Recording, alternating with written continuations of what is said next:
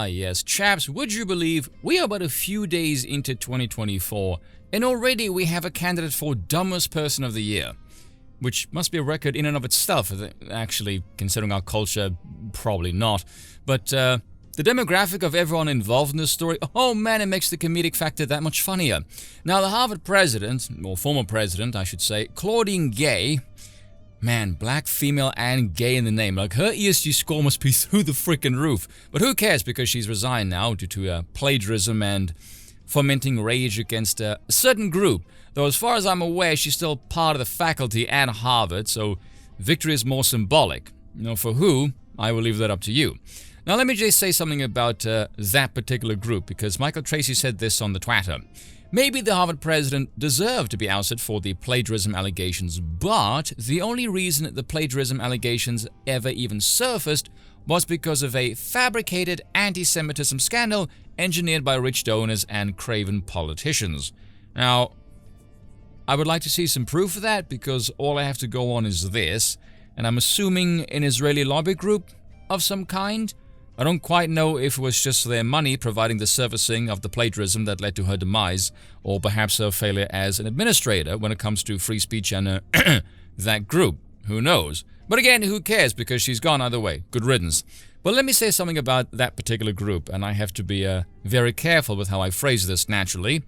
You know the saying, if you want to know who rules you, find out who you can't criticize? Yeah, I would like to add something to that, because it does need some additional amending. If they don't directly rule you, they are the pets of the people who rule you. And you know what happens to pets when they turn on their handlers? You can see where I'm going with this, can't you? I don't know who that group is, but maybe ask Benny Boy Shapiro why he's losing his marbles lately. Well, naturally, the race hustlers have lost their tiny minds over this, because it's the 21st century and grifting is the name of the game. These people are one-trick ponies, and they will try and shove their politics into everything.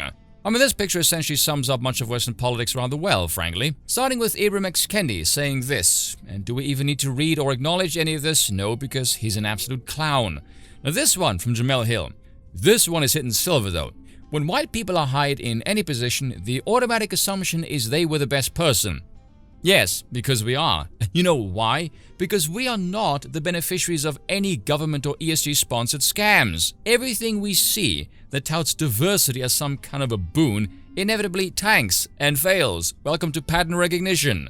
No one gets elevated in status because they hired Europeans, only non-Europeans, or a plethora of sexualities and pseudo-intellectual BS made up in the minds of acid-shooting hippies who call themselves academics. Unless, of course, they go by the standards given to them through excellence by the Europeans they just hired, in which case, yeah, then they will. When black people are hired, it's assumed that we got there because of affirmative action, which, by the way, doesn't mean underqualified. Yes, actually it does. That is exactly what that means. If you were qualified, you wouldn't need affirmative action. Freaking Cobra's real over here. If affirmative action never existed, a lot of white people would still believe deeply in their own superiority because that is what they've been taught.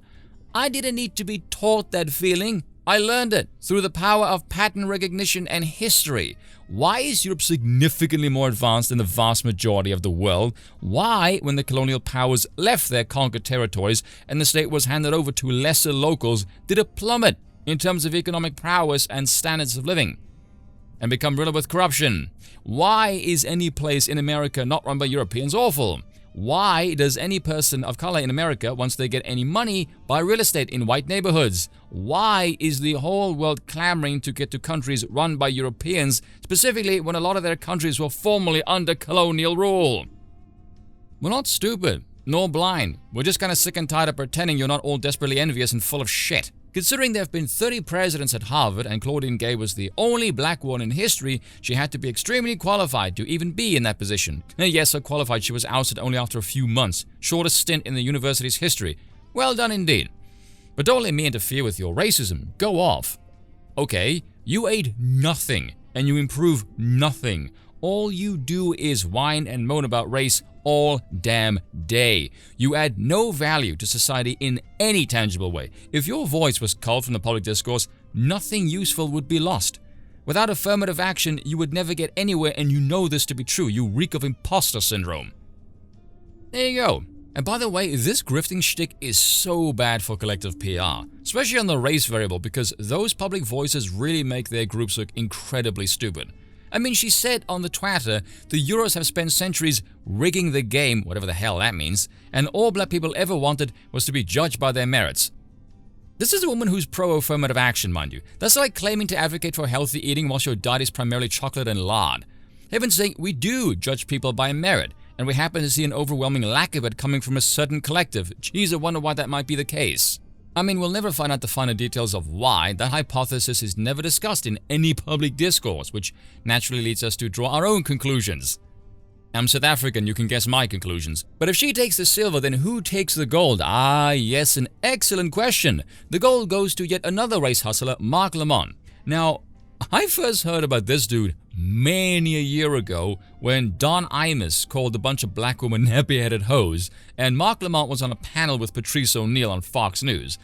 Needless to say, Patrice whooped his ass, and evidently he's learned nothing ever since, coming out with these gloriously imbecilic gems.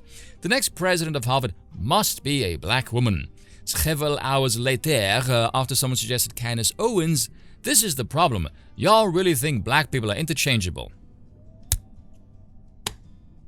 You know, I agree with Viva, you really are too stupid for words. You make no claims of any qualifications, literally just black and female. Someone pitches you a hypothetical with the criteria you yourself specified, and you backtrack, looking like an idiot. I mean, let's be honest, this group is not known for intellectualism and academics, and we all know this. The brightest and most articulate black intellectuals in America are more appreciated by those outside of the race than their own, and for some reason, no one wants to talk about that. And for that, they're labeled in the stupidest ways imaginable, like Larry Elder being called the blackface of white supremacy by the LA Times. This is why you don't read the newspapers, people, because it'll make you dumber, because it's written by a bunch of morons. Also, bit of a tell that white supremacy, the media version, is not a race-based ideology. No, it's just Western supremacy. And the fact that they make it racial, you can say it's for PR propaganda purposes, sure, but it also goes to show you even they think there's a racial element that they don't want to address. Like I said, Thomas Sowell will be 94 this year, Kanye West is 46, so there's almost half a century between them. You ask black people who's Thomas Sowell, a few might know, but if you ask them who's Kanye West, every one of them will know who that is. 2024, people, not even a week in, and we already have 2 records. Black woman becomes the shortest reigning president at Harvard, and black man takes the fastest L I've ever seen on the Twitter. Outstanding. Again, people need to get this through their noggins. The groups you belong to, be this your religion, your ethnicity, your nationality, or whatever, you are always an ambassador for them via your conduct. If a load of your ilk visibly misbehave en masse, people are going to build a prejudicial reputation around you through that misbehavior. Why? Because we have pattern recognition and functioning fucking eyes. We don't have these opinions because we're taught them. It's because we can see actions that reinforce them over and over again. And if you happen to be some glossy-eyed pillock who blames the sun, moon, and stars, literally everything else but the obvious problems that everyone else can see, you're further damaging your group because you look either mentally debilitated, unable to address glaring problems, or you're a disingenuous grifter being paid to lie through your teeth. And if that is all that you do, if your response to literally anything is impotent cries of racism, you look narrow-minded and stupid as hell. How are you surprised to be disliked by so many people and them wanting to segregate from you? There's literally nothing appealing about you. Again, these people have nothing to offer civilization. All they do is lie, moan, whine, and bitch, and nothing more. And when it all backfires, they know nothing else but to whine and bitch some more. Endless cycle of deteriorating reputations. And then they'll wonder, how do we end up here? With all the Europeans heads cocked to the side saying, are you fucking kidding me? Cheers for watching, and once again, I apologize for nothing.